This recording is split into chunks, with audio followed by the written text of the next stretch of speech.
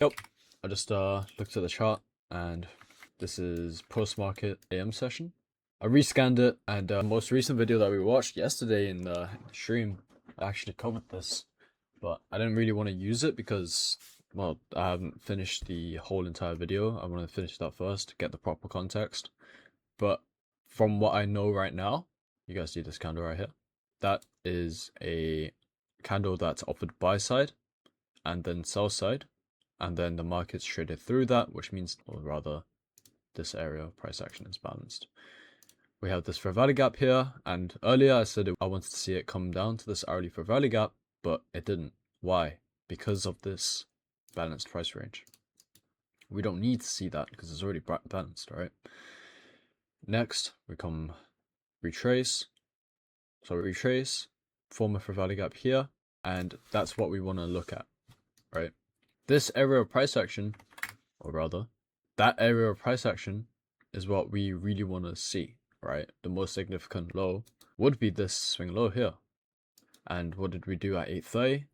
Well, firstly, we took out some level of buy side, went lower for sell side. That's before 8:30, which is 8:15. And then we didn't form a waddle or anything, but we still delivered higher and higher. Targets for today, probably non-existent, honestly. I wouldn't really know what to target above this buy side. So, was there a trade today? No, there was no trade today, in my opinion. Absolutely none. Could you have traded today? Well, you could have. If I don't want to say if you were gambling, but in reality, you don't really know where price is going to go. It doesn't have any other draws apart from, if we go to the daily, this high up here, or this swing high here.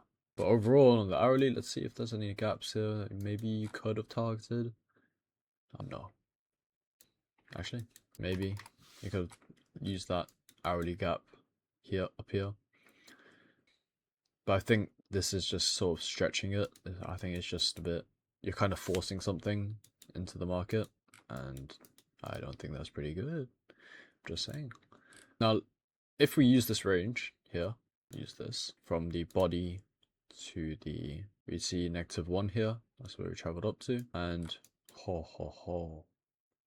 so maybe we could see this area, I don't know, but that's just the standard deviation or standard price projection. It's to the bodies. This is to the body. Why? Because of there's news here. This is anchored to the body because there's news there. We don't count the wicks if there's news, and it's just sort of a general price projection that's taught.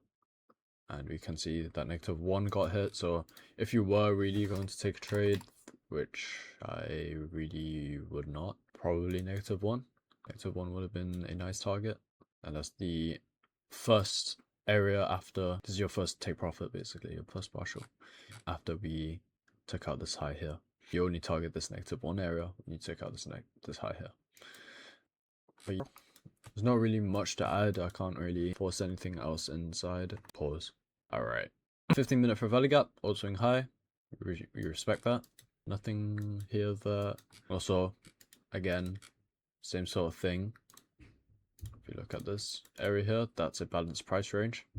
Or rather, this is a balanced price range. So we don't need to rebalance this whole gap. We could have just left that. Probably did on ES actually.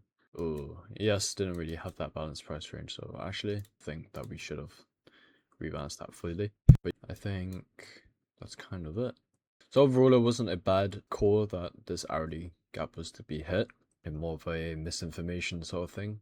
My target was correct. Draws were hit. Possibly coming even higher. Today's PPI, we could do that. And yeah, it's basically the whole day.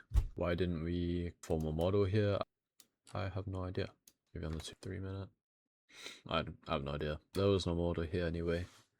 Targets would have been too close. It's just a bit, no, not trading this. See you guys.